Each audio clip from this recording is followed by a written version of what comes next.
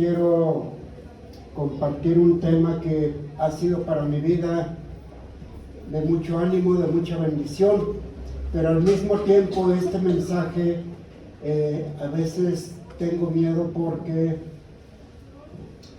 ha sido parte de mi vida. Y yo creo que esto es parte de la vida de cada cristiano, que desafortunadamente no lo vemos de esa manera. Y espero que Dios le hable en esta mañana y usted pueda asimilar y pueda poner en práctica este mensaje. Le voy a pedir de favor que nos pongamos de pie y abramos nuestras Biblias allí en el Evangelio de San Juan, capítulo 3. Evangelio de San Juan, capítulo 3. Y sígame con su vista, voy a darle lectura del versículo 1 al versículo 15. Ya estamos ahí, Evangelio de San Juan, capítulo 3. Dice la palabra de Dios de esta manera: había un hombre de los fariseos que se llamaba Nicodemo, un principal entre los judíos. Este vino a Jesús de noche y le dijo: Rabí, sabemos que has venido de Dios como maestro, porque nadie puede hacer estas señales que tú haces si no está Dios con él. Respondió Jesús y le dijo: de cierto te digo, que el que no naciere de nuevo no puede ver el reino de Dios. Nicodemo le dijo: ¿cómo puede un hombre nacer siendo viejo? ¿Puede acaso entrar por segunda vez en el vientre de su madre y nacer? Respondió Jesús: de cierto te digo, que el que no naciere de agua y del Espíritu no puede entrar en el reino de Dios. Lo que es nacido de la carne, carne es, y lo que es nacido del Espíritu, Espíritu es. No te maravilles de que te dije: os es necesario nacer de nuevo. El viento sopla de donde quiere, y oyes su sonido, mas ni sabes de dónde viene, ni a dónde va. Así es todo aquel que es nacido del Espíritu. Respondió Nicodemo y le dijo: ¿cómo puede hacerse esto? Respondió Jesús y le dijo: ¿eres tú maestro de Israel y no sabes esto? De cierto te digo, que lo que sabemos hablamos, y lo que hemos visto testificamos, y no recibís nuestro testimonio. Si os he dicho cosas terrenales y no creéis, ¿cómo creeréis si os dijere las celestiales? Nadie subió al cielo, sino el que descendió del cielo, el Hijo del Hombre, que está en el cielo. Y como Moisés levantó la serpiente en el desierto, así es necesario que el Hijo del Hombre sea levantado, para que todo aquel que en él cree no se pierda, mas tenga vida eterna. Hermano Argemiro, ¿nos puede dirigir en oración, por favor?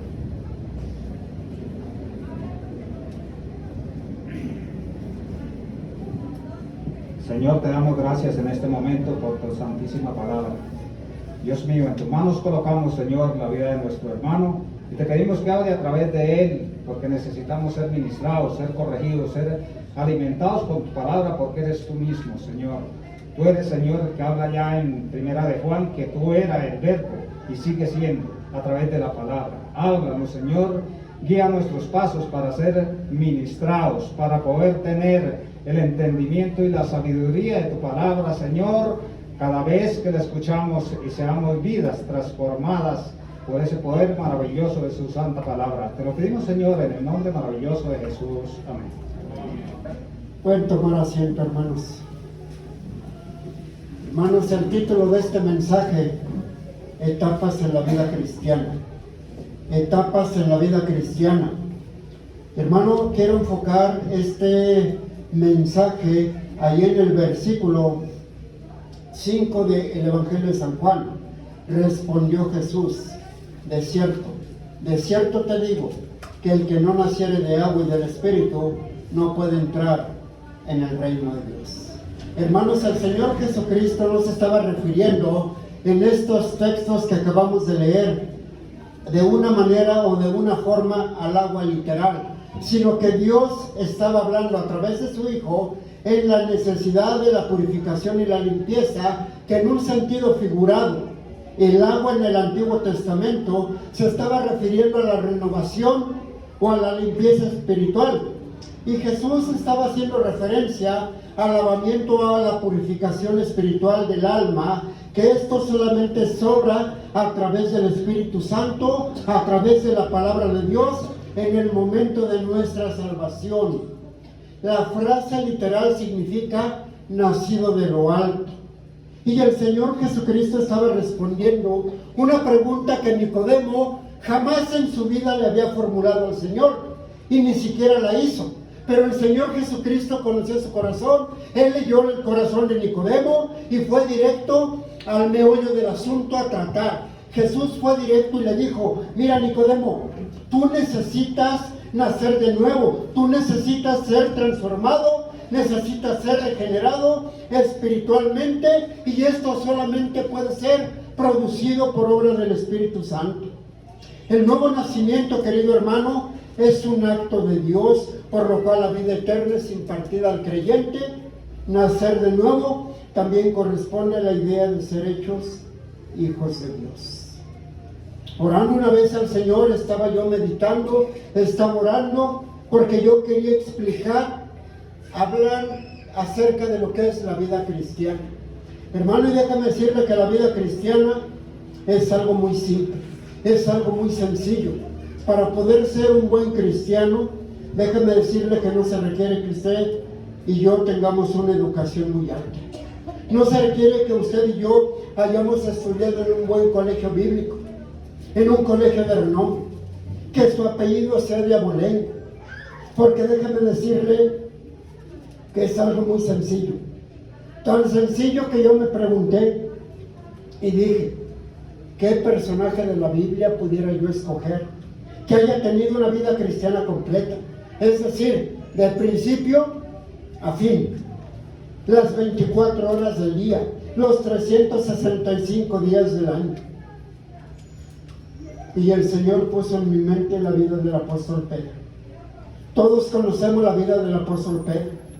De los discípulos sabemos muchas cosas, pero de quien tenemos más información, mayor conocimiento a través de la palabra de Dios, de los 12 discípulos, es de la vida del apóstol Pedro. Así que basado en esto, querido hermano, yo quiero hablarle a usted etapas en la vida cristiana. Etapas en la vida cristiana.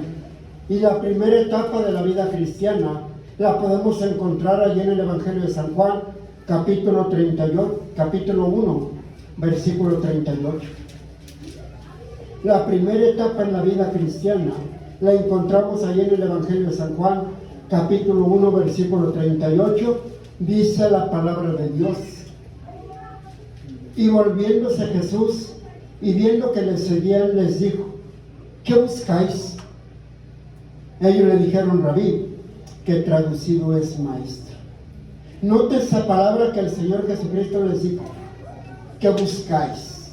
Y yo le quiero preguntar a usted en esta mañana: ¿qué buscáis? ¿Qué es lo que está usted buscando en su vida personal, en su vida cristiana? ¿Qué es lo que usted y yo estamos buscando? ¿A quién estamos buscando? ¿En verdad estamos buscando seguir a Dios? ¿Seguir los pasos del Maestro? Les dijo: venid y ved. Fueron y vieron dónde moraba, y se quedaron con él aquel día, porque era como la hora 10. Andrés, hermano de Simón Pedro, era uno de los dos que había oído a Juan y habían seguido a Jesús. Este vio primero a su hermano Simón y le dijo: hemos hallado al Mesías, gracias, que traducido es el Cristo.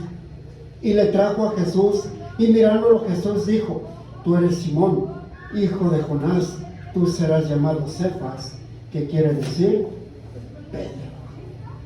Hermanos, la primera etapa en la vida cristiana es la conversión.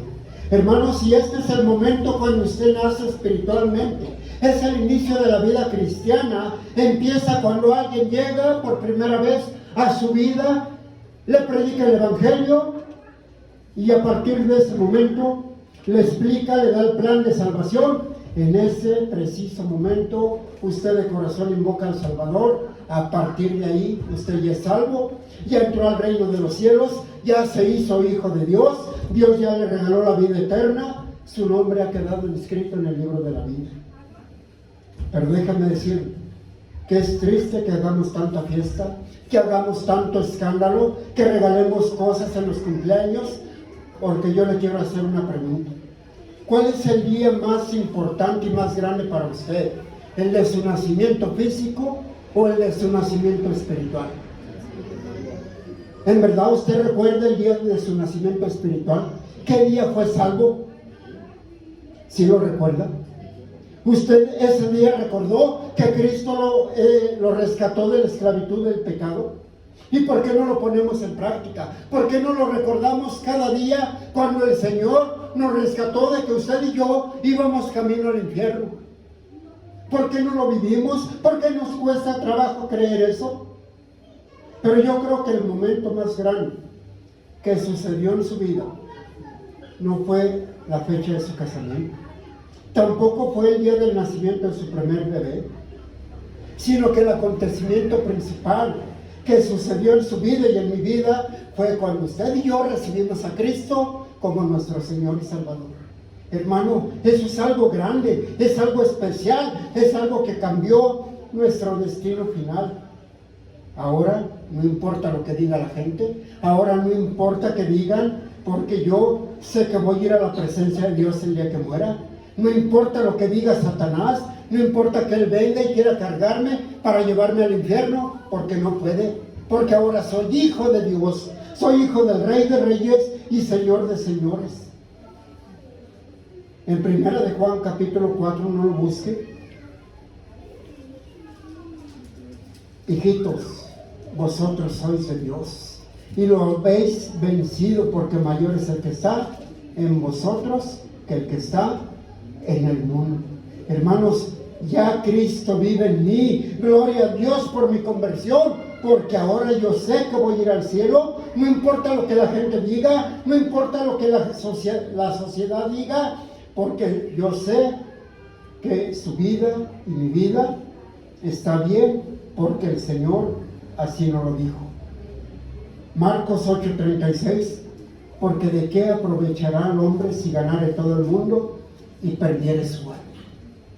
¿De qué nos sirve afanarnos por tanto trabajar, por tanto querer tener dinero en las bolsas, si el día que me muera yo no me lo voy a llevar? Para mí lo más importante es alimentar mi espíritu, mi vida cristiana y poderle servir a Dios. También en Lucas capítulo 12 nos habla la historia de unos hombres. Dos hombres que estaban discutiendo acerca de la herencia que su padre les había dejado. Y uno le dijo: Señor, dile a mis hermanos que comparta conmigo la heredad. Y el Señor Jesús, ¿sabe qué le contestó a este hombre? ¿No sabéis que la abundancia de la vida no consiste en los bienes que uno posee? Y en ese mismo capítulo, en el versículo 18, cuenta la historia de un hombre que tenía una heredad que le produjo mucho, pero este hombre no sabía dónde colocar toda su fortuna, todo lo que él había ganado, y él dijo: voy a construir unos graneros, los voy a hacer más grandes para poder guardar ahí sus frutos, sus bienes. Pero ¿sabe qué?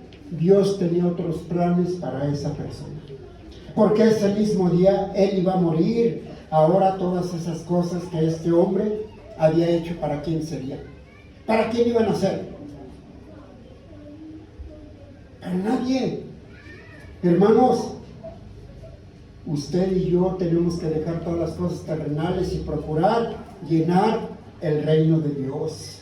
Lo que pasa es que usted y yo vemos las cosas con ojos mundanos, con ojos seculares, y no pensamos en la eternidad. Eso no lo tenemos en cuenta. La primera etapa en la vida cristiana, ¿cuál es? La conversión. Y eso lo tiene que tener muy presente. Una cosa es salvación y la otra cosa es conversión. La segunda etapa en la vida cristiana es el ánimo. Acompáñenme a Mateo capítulo 14. La segunda etapa en la vida cristiana es el ánimo. Mateo capítulo 14, versículo 28 y 29.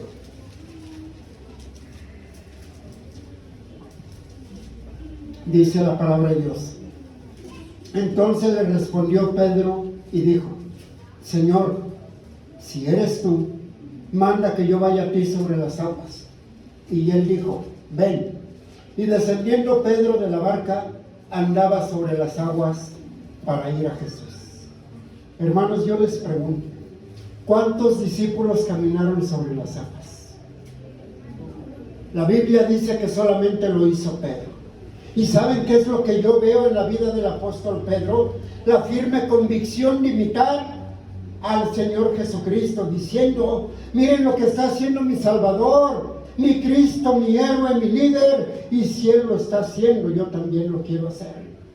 Pedro le pidió: Señor, manda que yo camine sobre las aguas. Y mientras los demás discípulos no dijeron nada, ¿sabe por qué no dijeron nada?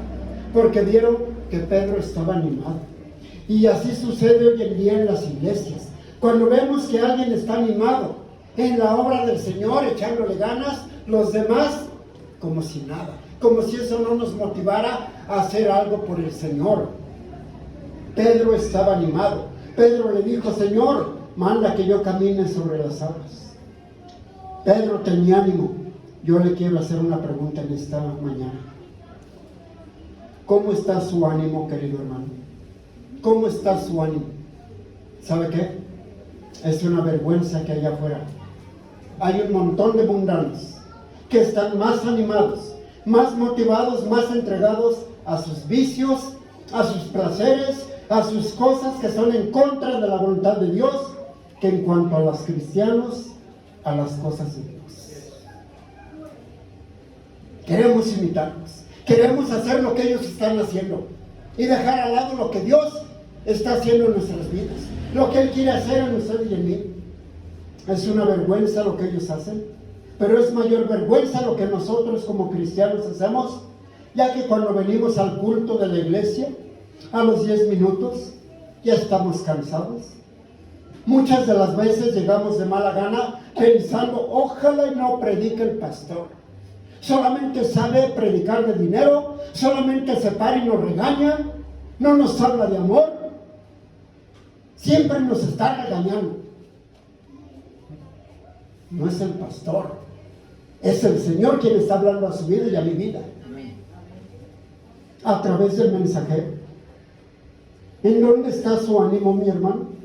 Porque hasta parece como si nos estuvieran torturando, y con ese desánimo usted y yo le estamos demostrando al Señor que no le amamos, que no lo necesitamos y que no necesitamos servirle.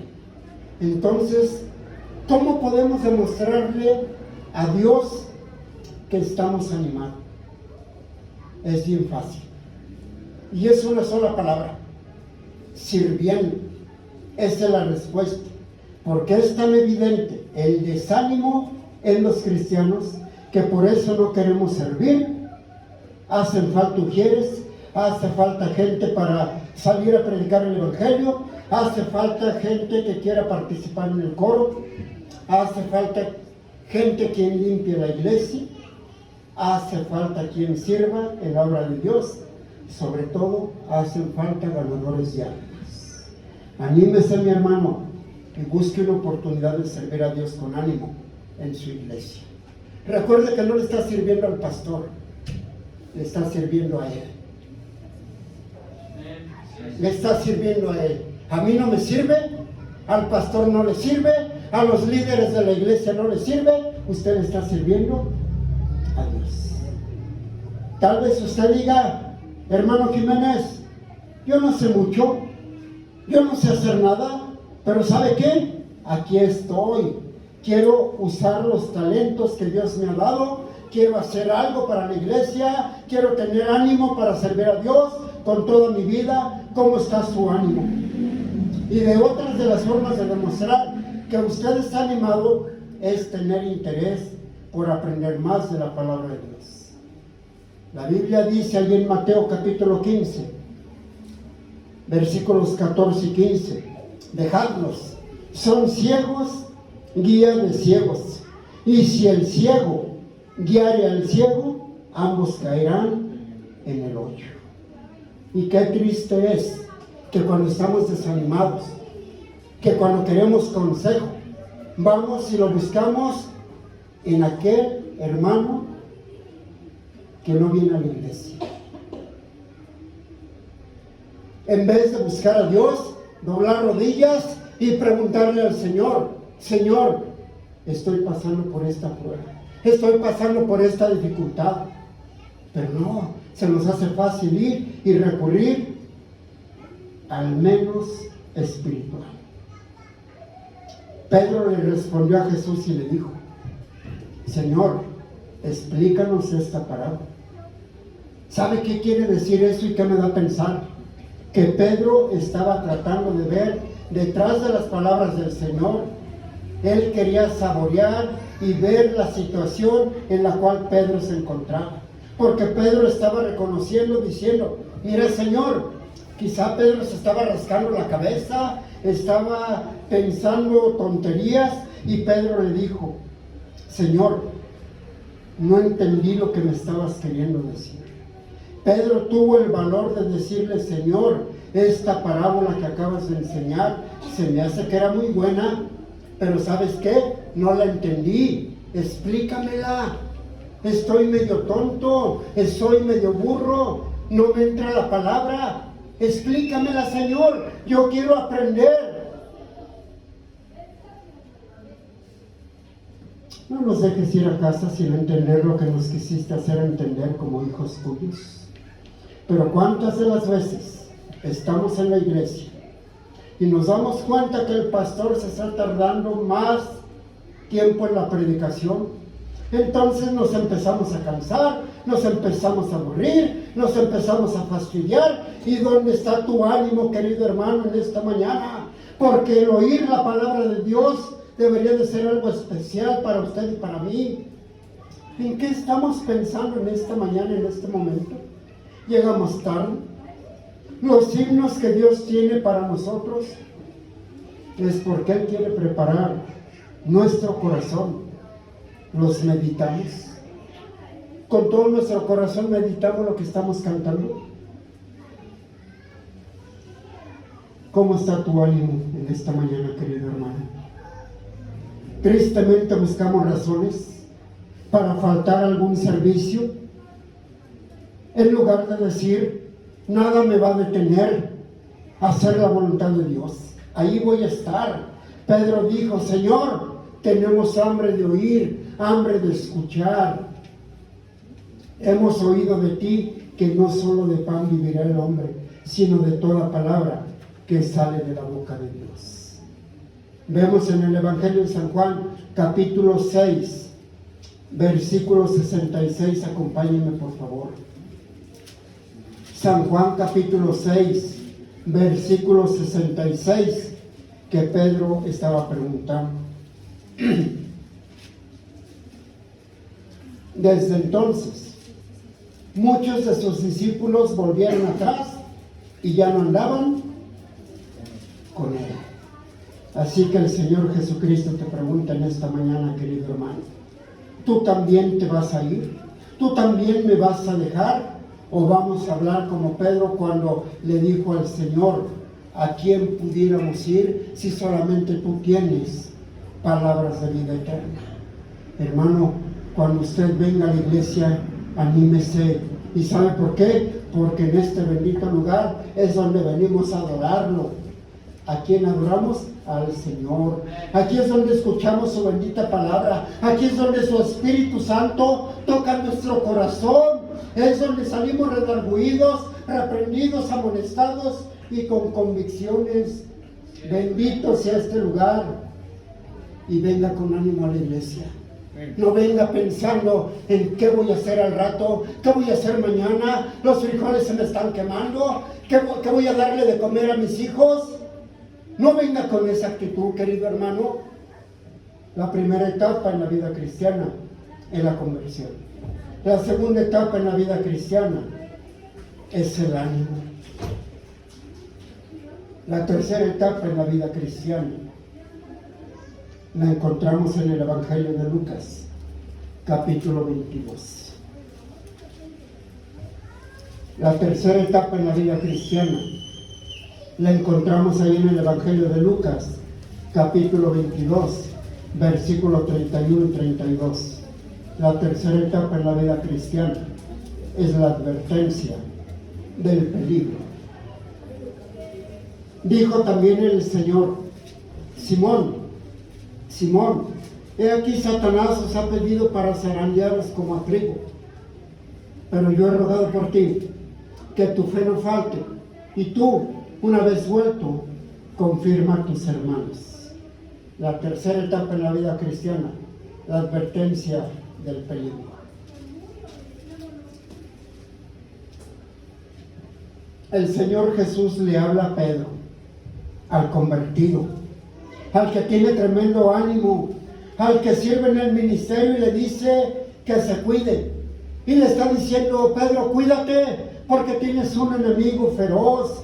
Y Dios, para poder describir acerca del peligro que como cristianos nos acecha, Dios ha escogido el animal más fuerte. Dios ha escogido el animal más ágil, al más comilón. Dios ha escogido a un león. Y hermanos, este león no nos quiere tumbar, este león nos quiere despedazar, este león quiere hacernos pedazos. Ahí en 1 de Pedro capítulo 5 versículo 8, el Señor nos dice: sed sobrios y velad, porque vuestro adversario el diablo, como león rugiente, anda alrededor buscando a quien devorar. Por eso el Señor le dice a Pedro que tenga cuidado. Y hasta la fecha nosotros como cristianos, como sus hijos, nos dice que tengamos cuidado. Y esas palabras, hermanos, son para todos los cristianos que están animados. ¿Sabe por qué? Porque el diablo quiere destruir primeramente su ánimo y después lo va a querer destruir a usted. Ahora, déjeme decirle, y no se vaya a enojar. Y si se enoja, enójese con Dios. Ahora que si usted es un cristiano dominguero, de esos que de vez en cuando vienen a la iglesia, si es de los que no diezman, de los que no ofrendan, de los que solamente un día a la semana vienen al culto, déjame decirle que usted no es un desafío para Satanás. ¿Y sabe por qué? Porque Satanás ya lo tiene en sus manos. Satanás ya lo tiene en sus garras. Satanás lo quiere freír como un pececito en la sartén. Satanás ya tiró el anzuelo y usted ya lo atrapó. Satanás, mire, es paciente. Satanás sabe en qué momento nos va a sacar del ministerio. Pero si usted tiene ánimo, usted le está echando ganas, cuídese. Cuídese.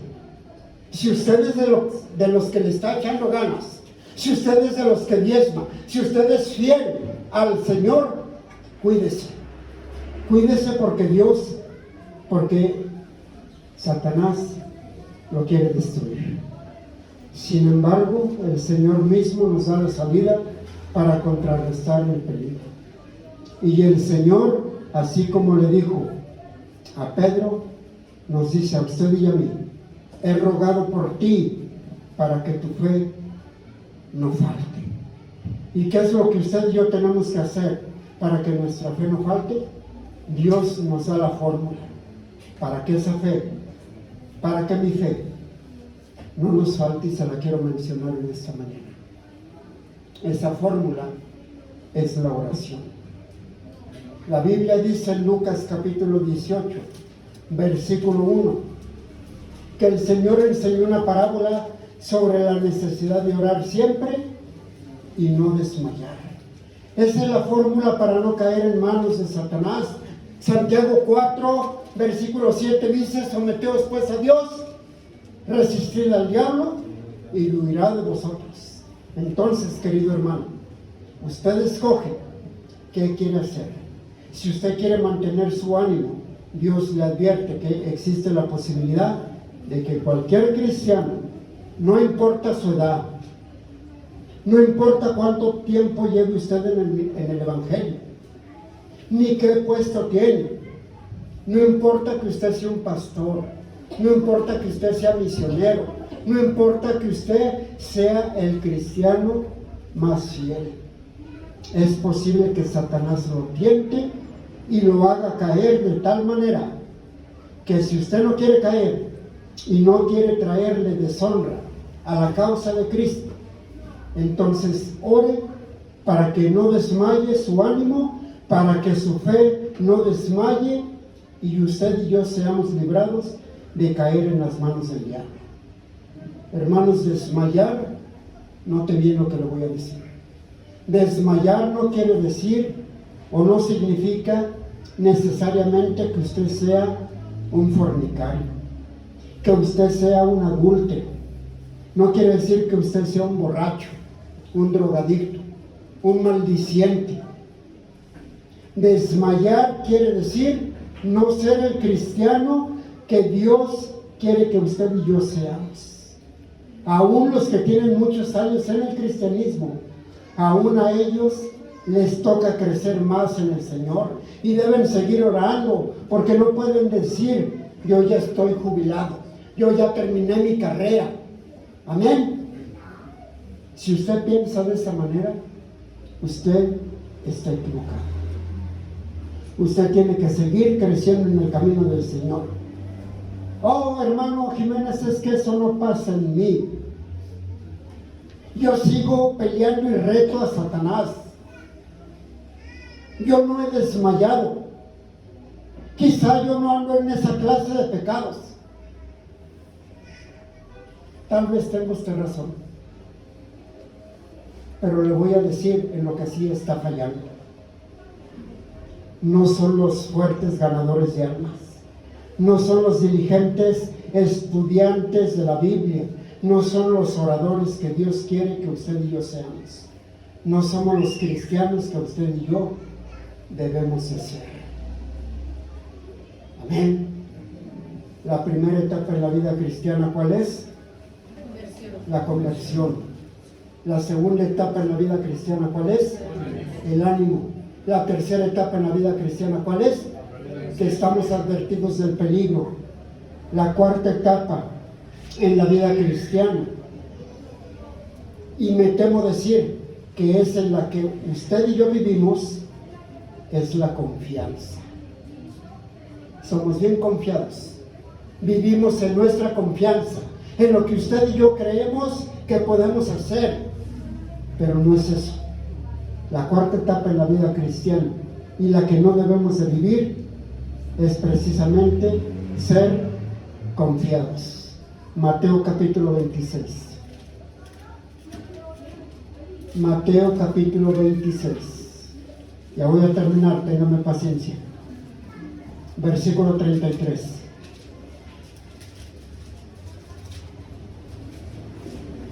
Respondiendo Pedro le dijo: aunque todos se escandalicen de ti. Note lo que dijo Pedro: yo nunca me escandalizaré. Jesús le dijo, ¿qué le dijo? De cierto te digo que esta noche, antes que el gallo cante, me negarás 3 veces. ¿Pero qué dijo Pedro? No, Señor, yo no te voy a negar. Tú me conoces. Yo no te voy a negar. Pedro dijo una palabra que jamás en su vida debió haber pronunciado. Yo nunca. Hermano, ¿usted cree que su vida cristiana es más madura que la vida que tuvo el apóstol Pedro? La mía no. La mía no. Su vida sí. ¿Cuántas veces en nuestra vida no hemos dicho: yo nunca? Yo soy el mejor cristiano, yo soy el mejor pastor, yo soy el mejor misionero. Yo nunca, Señor, nunca te voy a fallar. Pedro lo dijo. Pedro lo dijo. Hermano, usted nunca debe de tener esa actitud como para decir, hermano Jiménez, ¿no sabes con quién estás tratando? ¿Tú sabes quién soy yo? Yo no tartamudeo. Estoy mejor letrado que tú. ¿Sabes quién soy yo? Tengo 5 posgrados. Mira, mi hermanito, no me importa quién seas. Fue lo que el Señor le estaba diciendo a Pedro. Déjame decirte, no importa cómo te llames, no importa quién seas, cuántos títulos o diplomas tengas o qué educación tengas, porque con todo y eso, aunque usted no lo crea, algún día usted puede ser capaz de hacer alguna cosa vergonzosa. Por eso Dios nos dice en 1 Corintios capítulo 10, versículo 12. Así que el que piensa estar firme, mira que no caiga. Hermano, si tú has pensado que nunca vas a caer, arrepiéntete. Arrepiéntete. Hasta el día en el que no seamos arrebatados, usted y yo, y que este cuerpo se ha transformado, hasta ese día usted y yo vamos a ser capaces de cometer cualquier pecado. Él dijo, aunque tuviese que morir, aunque me pusieran en el cuello la espada y me dijeran, niega a Cristo, te mato, yo nunca te voy a negar. Pero ¿sabes qué, querido hermano? Vino una mujer insignificante, una criadita, que no tenía poder de poderle hacer nada a Pedro. Yo a Pedro me lo imagino, un hombre grandote, fuerte, férreo, duro, pues él era pescador. A comparación de una pobre mujer, pero esa mujer tuvo el valor de encararlo y decirle, tú eres uno de ellos. ¿Y qué respondió Pedro con mucha seguridad? No lo conozco. ¿De veras? ¿No lo conoces? Y vino otra mujer y le dijo, no sé de qué me hablas. Pedro le dijo, no lo conozco. Lo empezó a maldecir. Pedro, el discípulo convertido, el discípulo amado, el discípulo que estuvo tan cerca del Señor Jesús, él lo negó. ¿Qué puede pasar entre usted y yo, queridos hermanos? No se admire de otros diciendo, ¿ya viste lo que hizo ese hermano? ¿Ya viste lo que hizo? ¿Ya viste que anda en pecados? ¿Que es un borracho? ¿Ya viste que es un adúltero? ¿Ya viste que es un fornicario? ¿Ya viste que es un drogadicto? ¿Sabes qué, mi hermano? Porque por la gracia de Dios no es usted. Pero yo nunca, hermano, no tenga usted esa actitud que tuvo Pedro para decir, ¿ya viste lo que le pasó? Santiago capítulo 4 versículo 11 y 12 dice de esta manera, hermanos, no murmuréis los unos de los otros. El que murmura del hermano y juzga a su hermano, murmura de la ley y juzga la ley. Pero si tú juzgas a la ley, no eres hacedor de la ley, sino que eres juez. Uno solo es el dador de la ley, que puede salvar y perder. Pero tú, ¿quién eres para que juzgues a otro? La primera etapa en la vida cristiana, ¿cuál dijimos que era? La conversión. La segunda etapa en la vida cristiana, el ánimo. La tercera etapa en la vida cristiana, la advertencia del peligro. La cuarta etapa en la vida cristiana, la que no debemos de vivir, es la confianza. La quinta etapa en la vida cristiana es la caída. Mateo capítulo 26. Mateo capítulo 26, versículo 69. La quinta etapa en la vida cristiana, ¿cuál es? La caída. Mateo capítulo 26, versículo 69. Pedro estaba sentado fuera en el patio. Se le acercó una criada diciendo, tú también estabas con Jesús el Galileo. Mas él negó delante de Dios, de todos, diciendo: no sé lo que dices. Saliendo él a la puerta, le dio otra y dijo a los que estaban ahí: también estaba con Jesús el Nazareno. Pero él negó otra vez con juramento: no conozco al hombre. Un poco después, acercándose a los que por allí estaban, dijeron a Pedro: verdaderamente también tú eres de ellos, porque aún tu manera de hablar te descubre. Entonces él comenzó a maldecir y a jurar: no conozco al hombre. Y enseguida cantó el gallo. Entonces Pedro se acordó de las palabras de Jesús que le había dicho: antes que cante el gallo me negarás 3 veces. Y saliendo fuera lloró amargamente. Hermanos, el Señor Jesús fue negado por Pedro. Y cuando Pedro dijo por tercera ocasión: no lo conozco, dice la bendita palabra de Dios, la Biblia, que el Señor vio a Pedro. Y yo me imagino la escena. Cuando el Señor estaba siendo juzgado, estaba siendo recriminado, injuriándolo, maldiciéndole, el Señor vio a Pedro.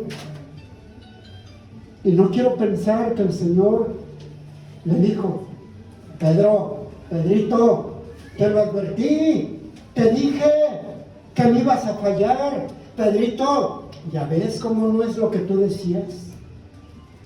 No, mi hermano, no me imagino esa escena, que el Señor Jesús vio a Pedro, lo miró con amor, con ternura,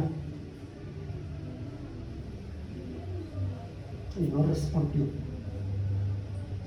porque él sabía que le iba a fallar. ¿Y saben qué fue lo que hizo Pedro? Salió de ese lugar, lloró amargamente, y no solo derramó unas solas lágrimas, sino que quiero pensar que Pedro, desgarrado en su corazón por haber negado al Señor, lloró amargamente como un bebé. Después de este acontecimiento, la Biblia dice en el Evangelio de San Juan, capítulo 21, que Pedro les dijo a los discípulos: ahorita regreso, voy a pescar. Y yo le pregunto a usted, querido hermano, ¿es un pecado ir a pescar? No, me temo que no. No es pecado ir a pescar. Pero cuando Pedro estaba diciendo voy a ir a pescar, él estaba diciendo: voy a dejar el ministerio, voy a regresar a mi vida pasada, voy a regresar a lo que yo era, voy a regresar a ser ese pescador maldiciente, voy a dejar lo que Dios tiene para mí, voy a dejar la voluntad de Dios, ya no quiero servirle a Dios, voy a dejar lo que yo era, porque la gente me critica, porque la gente me malvé. ¿Qué sentido tiene servirle a Dios? Ya no quiero. ¿Qué estaba pasando en ese momento? La Biblia dice que Pedro cayó. Estuvo pescando toda la noche. Entonces el Señor vino y le hace una pregunta: oye, Pedrito, ¿tienes algo para comer? Porque recuerden que Pedro era un excelente pescador, posiblemente el más experimentado de su tiempo, quizás el mejor de todos los pescadores. Pero resulta que Pedro, toda esa noche, no había pescado ni un solo pez. ¿Qué fue lo que sucedió? Que el Señor lo humilló y lo avergonzó. A ver, Pedro, ¿no que tú eres el mejor pescador? A ver, ¿por qué no pescaste nada? Hermano, ¿en qué etapa de la vida cristiana se encuentra usted, querido hermano o hermana? ¿Qué etapa de la vida cristiana le está tocando vivir? ¿Usted ya es convertido, ya es salvo? ¿Está animado sirviendo en la obra, deseando aprender más de la palabra de Dios? ¿Está advertido del peligro? Y para evitar que el diablo lo derribe, está haciendo uso de la oración. ¿O se siente tan espiritual para decir que su confianza le está haciendo creer que usted jamás va a caer en pecado? O aunque usted, querido hermano, mejor ha pensado, quizás el diablo en este momento lo tiene en la lona, le está poniendo un pie en el cuello porque usted ha caído. No hagamos leña del árbol caído, como para decir, yo nunca. Pero sí crucificamos al que cayó en pecado. Luis, ven.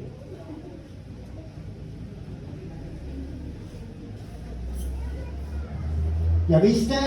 Te dije que no hicieras esto. Caíste en pecado, estás deshonrando a Dios y quiero hacer leña de Él. Quiero destruirlo en vez de animarlo con el amor que Cristo nos ha amado y decir, ven más, no te preocupes, voy a orar por ti. Voy a orar por ti. No tengas temor de lo que digan los demás, porque tú eres más que el Señor. ¿Qué diferencia sería en el cristiano? ¿Qué diferencia sería ser eso en un cristiano? Pero el que está caído, miren,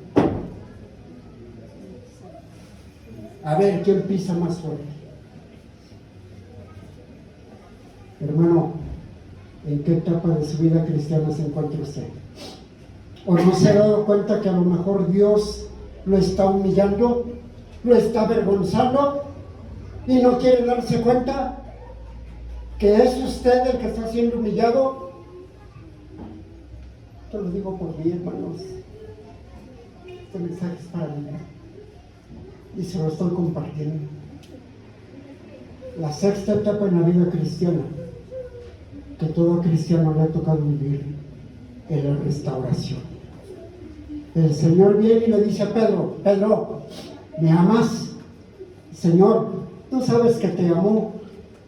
Y se hace un juego de palabras y otra vez el Señor le pregunta, ¿tú me amas, Pedro? Si me amas, ponte a trabajar, pastorea mis ovejas, regresa al ministerio, regresa a tu vida la que tenías cuando estabas animado, haz de la oración tu fiel compañera para evitar futuras caídas. Ya no confíes en ti, Pedro.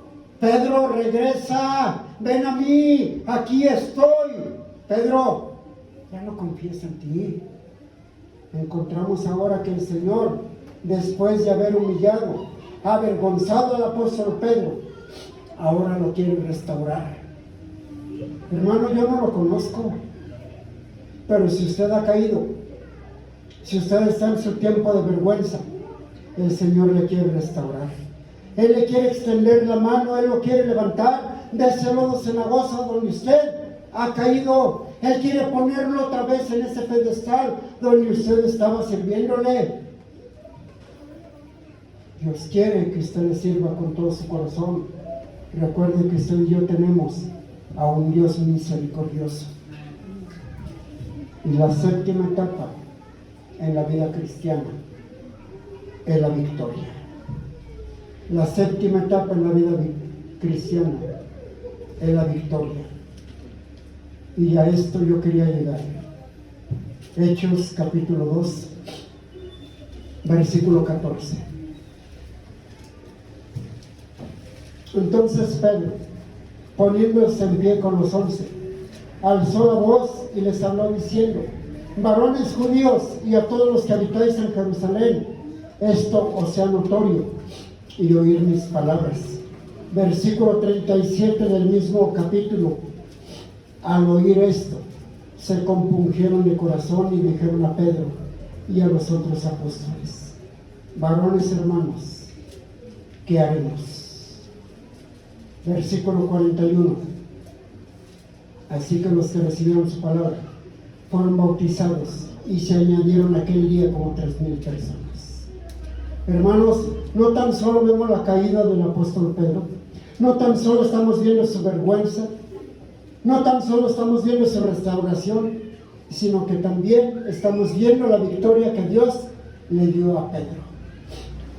Pedro se arrepintió, Pedro regresó al redil, Pedro regresó al ministerio y le dijo el Señor: Pedro, te perdono y te voy a demostrar de una vez lo que yo tengo para ti. De tal manera, mis hermanos, que Pedro se levanta y predica, y más de 3,000 personas son salvas y bautizadas en un solo día. Esta es la vida cristiana que Dios nos permitió ver a través de la vida del apóstol Pedro, para que usted y yo podamos decir y entender que la victoria de Dios nos espera. Hermano, le tengo una buena noticia. Dios sí le puede usar.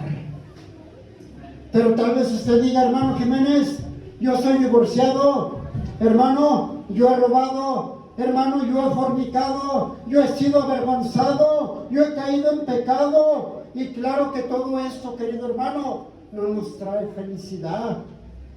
Pero ¿sabe qué? Servimos a un Dios que nos dice: te perdono, levántate de donde has caído, te tengo un futuro, tal vez no tan brillante como antes, pero te tengo un futuro. Arrepiéntete, te quiero rescatar de ese lodo donde has caído.